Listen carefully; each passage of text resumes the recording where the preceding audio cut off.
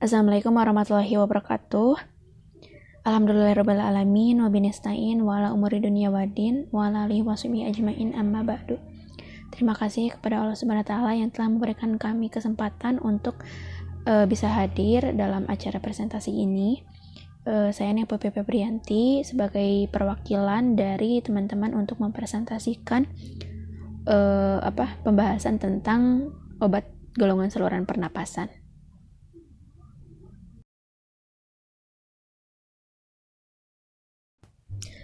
Baik, pernapasan itu merupakan proses ganda yang dimana terjadinya pertukaran gas di dalam jaringan. Nah, oksigen yang bersenyawa dengan karbon dan hidrogen dari jaringan memungkinkan setiap sel melangsungkan sendiri proses metabolisme yang berarti pekerjaan selesai dan hasil buangan dalam bentuk karbon dioksida dan air dihilangkan. Jadi saluran pernapasan itu terbagi menjadi dua, ada bagian atas dan bagian bawah. Untuk bagian atas sendiri mulai dari lubang hidung, kemudian rongga hidung, ada laring, paring gitu kan. Untuk bagian bawahnya ada trakea, bronkus, bronkiolus, dan alveolus. Untuk selanjutnya ada masalah pernapasan. Ada hipoksia, hiperkapnia, ada hipokapnia. Namun masih banyak ya. Saya mengambil beberapa saja. Untuk hipoksia itu kondisi berkurangnya kadar oksigen dibandingkan kadar normalnya secara fisiologis dalam jaringan dan organ. Akibatnya, si sel dan jaringan itu tidak berfungsi dengan baik gitu, sebagaimana mestinya gitu, tidak normal istilahnya. Hipoksia juga bisa merupakan kondisi yang perlu diwaspadai juga, karena kalau misalnya kondisi ini kalau misalnya dibiarkan itu akan menyebabkan kematian, parahnya lagi gitu kan, kematian. Jadi normalnya itu si oksigen diperoleh melalui mulut tadi ya, melalui hidung. Nah, melalui kegiatan tersebut si oksigen itu dihirup maksudnya oleh darah dari paru-paru menuju ke jantung. Dari jantung dipompa ke seluruh tubuh melalui pembuluh darah.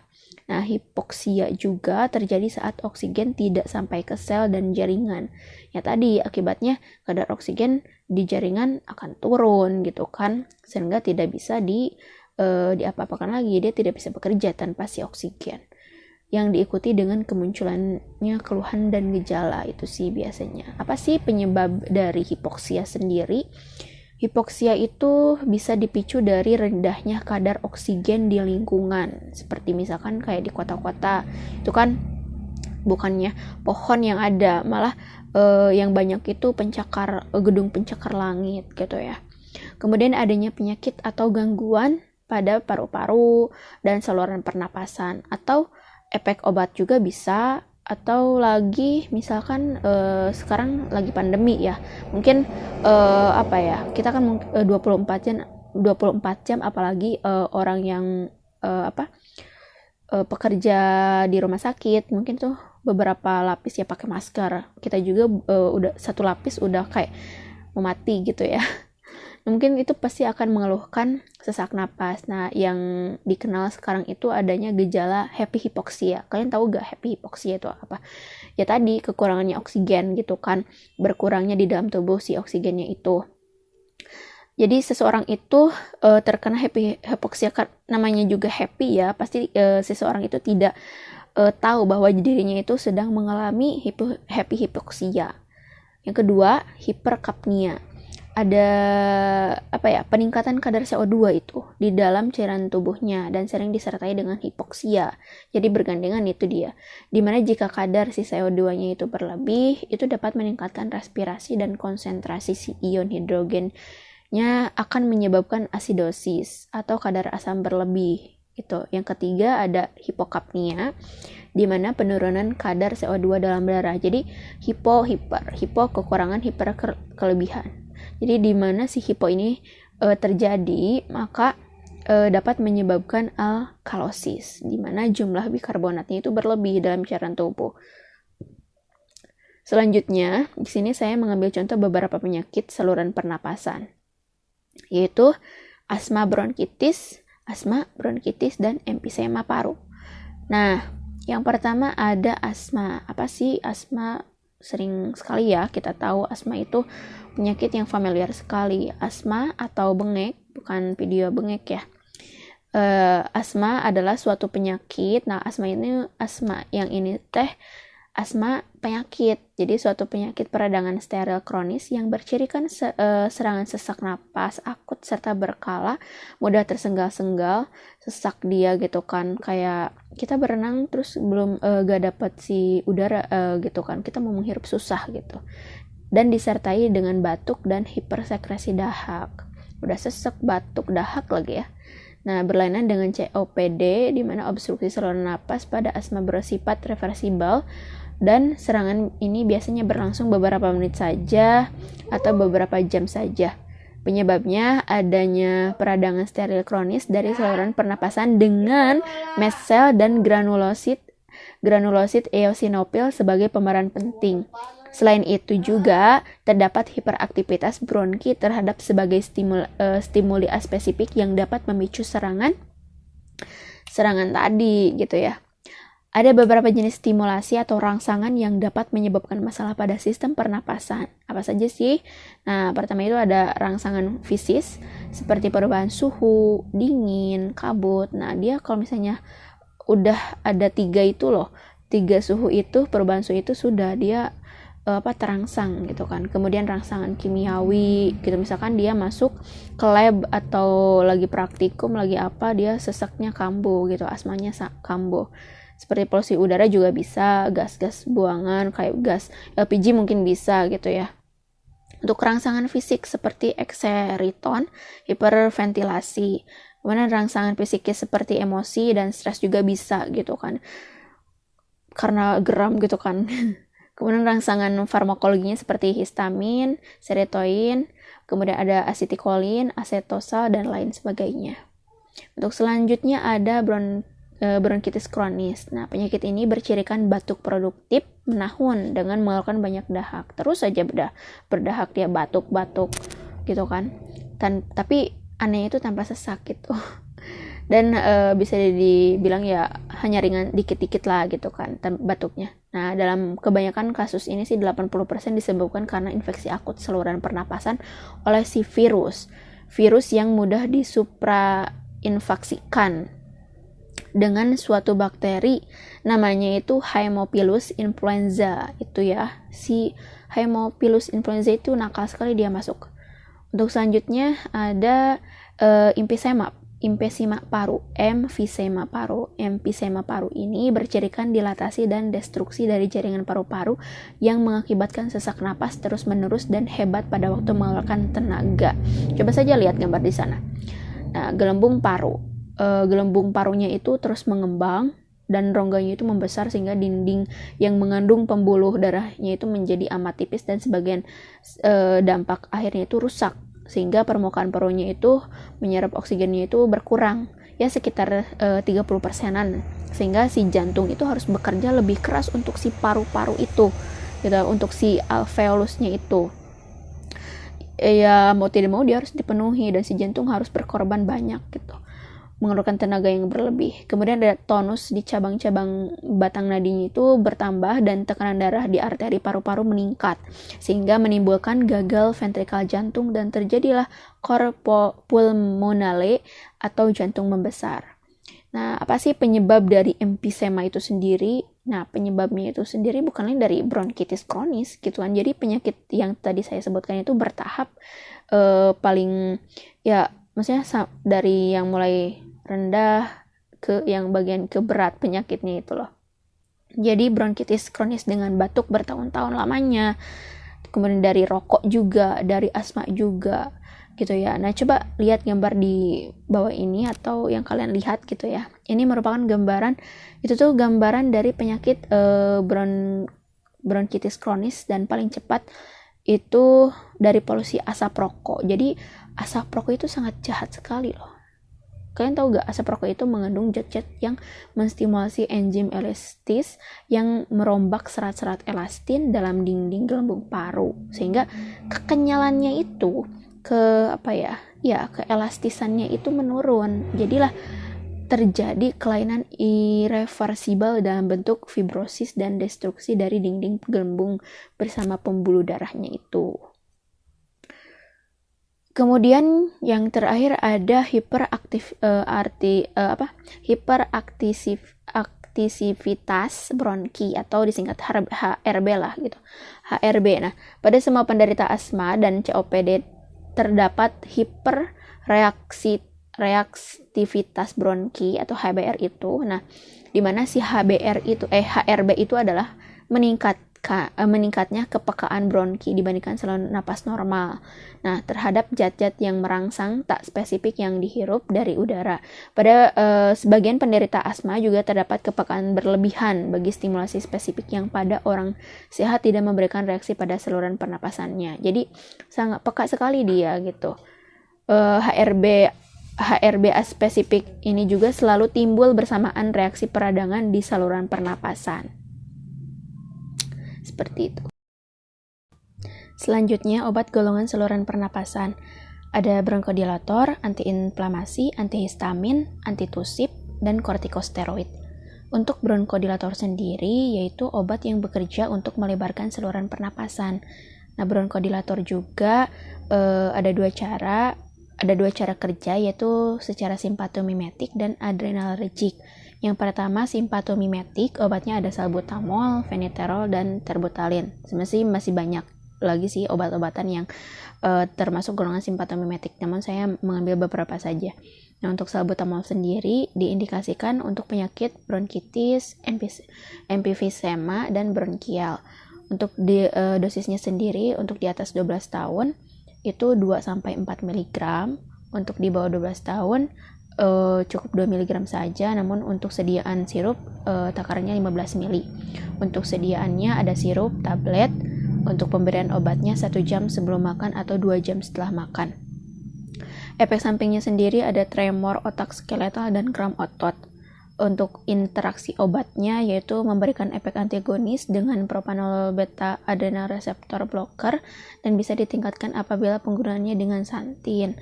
Untuk keamanan kehamilannya dikategorikan C, artinya seseorang yang sedang hamil harus waspada gitu. Yang kedua ada adrenalergik. Adrenalergik itu obat yang bekerja dengan memblokir efek asetikolin pada otot saluran pernapasan sehingga otot menjadi rileks dan saluran pernapasan dapat melebar. Asetikolin itu zat kimia yang digunakan saraf untuk berkomunikasi dengan sel otot gitu ya. Contoh obatnya ada theophylline, ipratropium, dan atrofen.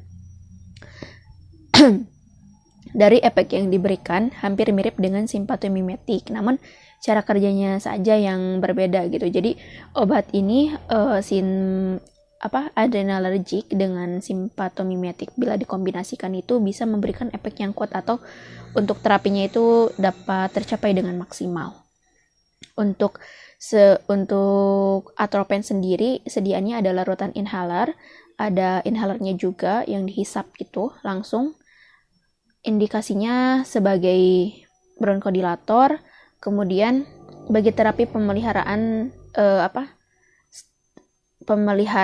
bronkopasme yang berhubungan dengan PPOK, bukan PPKM ya, termasuk bronkitis kronis dan emfisema. Untuk dosisnya, untuk inhaler 2 semprotan digunakan 4 kali sehari. Kalau larutannya 3-4 kali sehari 8-40 tetes. Untuk kontraindikasinya sendiri diketahui menyebabkan hipertensi pada atrofen atau derivatnya dan riwayat hipertensi terhadap lecitin soya atau produk makanan yang mengandung kacang kedelai atau kacang. Untuk efek sampingnya yaitu memberikan gangguan motilitas lambung, mulut kering, sakit kepala, dan alergi. Untuk peringatannya tidak direkomendasikan pada pasien dengan predisposisi leukemia sudut sempit, kemudian hipertrofi prostat dan obstruksi dan kandung kemih. Untuk keamanan kehamilannya dikategorikan B, artinya harus berhati-hati pada ibu yang sedang hamil. Selanjutnya ada antiinflamasi. Antiinflamasi ini pengobatannya biasanya dengan antibiotik ya, minimal 10 hari agar infeksi tidak berulang atau kambuh. Obat pilihannya ada obat amoxicillin, erythromycin, cefradin, dan cefaclor yang bersifat bakterisida terhadap bakteri lain. Untuk penggunaannya, antiinflamasi ini disesuaikan dengan jenis bakteri atau tingkat keparahan penyakit tersebut. Untuk indikasinya itu mengatasi infeksi bakteri tentunya. Untuk dosisnya sendiri dia harus dengan resep dokter, tidak sembarang konsumsi gitu ya. Untuk kategori kehamilannya dikategorikan B. Jadi tetap sama, harus berhati-hati gitu ya. Selanjutnya, antihistamin. Antihistamin ini merupakan salah satu komponen yang umum terdapat dalam obat flu. Antihistamin juga digunakan karena adanya efek antikolinergik yang dimana dapat mengurangi sekresi mukus. Jadi obat ini sangat cocok sekali untuk mengurangi gejala-gejala yang bersifatnya alergi gitu ya. Nah, obat pilihannya itu ada diphenhydramine. Untuk pemberian obatnya 25-50 mg setiap 4-6 jam sekali atau 3 kali sehari. Kemudian ada chloramphenyramine maleat. Untuk pemberian obatnya bisa melalui intramuskular. Kalau misalnya melalui intramuskular dan intravena itu dengan dosis 5 mg per kilogram per hari dalam 4 dosis terbagi tidak lebih dari 300 mg per hari. Selanjutnya fenotiazin untuk pemberian obat melalui intramuskular intravena itu 10-50 mg dosis tunggal. Pemberian obatnya 2-4 mg setiap 4-6 jam. Untuk dewasa, mungkin untuk anak di bawah 12 tahun itu 2 mg sehari. Bisa 3 kali sehari lah. Nah, untuk anak di bawah 6 tahun 1 mg saja cukup. Itu sehari 3 kali. Nah, untuk selanjutnya ada antitusip. Apa sih antitusip itu? Nah, antitusip itu bekerja menghentikan batuk secara langsung gitu kan. Jadi menekan refleksi saraf-saraf itu kan. Dengan cara tadi menekan refleks batuk pada sistem saraf pusat otak gitu kan. Dengan demikian, tidak sesuai bila obat ini digunakan pada kasus batuk batuk yang disertai dengan kental. Maksudnya batuk yang ada isinya gitu ya, batuk dahak gitu ya, itu tidak cocok sekali. Nah, ada sebabnya itu si dahak itu sulit dikeluarkan, yang tadinya bisanya dengan ini malah ditekan supaya tidak keluar gitu kan, salah sekali itu. Adapun untuk contoh obatnya ada dextromethorphan, codein, dan noscapin. Nah, untuk dosis dewasa dan anak-anak di atas 4 tahun itu penggunaannya untuk di atas anak 4 tahun gitu. Untuk keamanan kehamilannya itu dikategorikan C, di mana harus waspada gitu ya. Sediaan itu ada tablet dan sirup serta permen. Nah, untuk selanjutnya ada kortikosteroid. Nah, kortikosteroid ini berkhasiat meniadakan efek mediator seperti peradangan, kemudian gatal-gatal, kayak gitu-gituan lah ya. Nah, untuk penggunaannya terutama bermanfaat pada serangan asma akibat infeksi virus, selain itu juga pada infeksi bakteri untuk melawan reaksi peradangan. Nah, untuk mengurangi hiperaktivitas bronki, zat ini dapat diberikan per inhalasi atau per oral. Nah, penggunaan oral sendiri untuk jangka waktu lama sebaiknya dihindari. Nah, kenapa? Nah, alasannya karena menekan fungsi anak ginjal dan dapat mengakibatkan osteoporosis, seperti itu. Untuk contoh obatnya ada hidrokortison, dexamethasone, kemudian ada beclomethasone dan budesonide. Untuk indikasinya diindikasikan untuk penyakit asma, kemudian bronkial kronis, hiperdermatitis kontak, dan atopik. Untuk dosisnya sendiri, untuk dewasa 1-2 kaplet sehari 4 kali. Untuk anak setengah kaplet sehari 3 kali sampai 4 kali. Untuk pemberian obatnya sambil makan. Jadi ketika kalian lagi makan, kita makan tuh beberapa sendok, langsung makan itu diselang oleh obat, terus makan lagi. Nah itu obat yang pemberian obatnya sambil makan. Jadi bukan makannya beres baru obat tuh, tidak, bukan seperti itu. Nah untuk peringatannya ini tidak direkomendasikan pada pasien dengan riwayat penyakit ulkus peptik, kemudian infeksi, kemudian meningkatkan gangguan lambung, pertumbuhan terhambat. Untuk kontraindikasinya herpes simplex, seperti itu. Kesimpulannya, jadi farmakologi pada sistem respirasi dan oksigen yang sangat berguna untuk kelangsungan hidup bagi para penderita penyakit yang berasal dan disebabkan oleh penggunaan sistem respirasi. Penyakit dengan gangguan respirasi memang terlihat ringan, namun jika tidak segera mendapatkan penanganan yang tepat bisa berdampak besar bagi kesehatan gitu kan. Jadi kita aktivitas terhambat juga kan ya dengan adanya penyakit tersebut. Nah, banyak obat yang dapat digunakan untuk mengobati penyakit dengan gangguan respirasi. Ada golongan dari antihistamin, mukolytik, kemudian kortikosteroid dan lain sebagainya. Mungkin dicukupkan sekian dari saya, dari kami semua, dari para personal. Mohon maaf apabila ada kekurangan. Wassalamualaikum warahmatullahi wabarakatuh. Assalamualaikum warahmatullahi wabarakatuh. Perkenalkan, nama saya Nimpo Pepe Prianti dari kelompok 5 yang akan mempresentasikan dan adrenalergi. Nah, untuk simpatomimetik, obatnya itu salbutamol, meneterol, dan terbetalin. Mungkin saya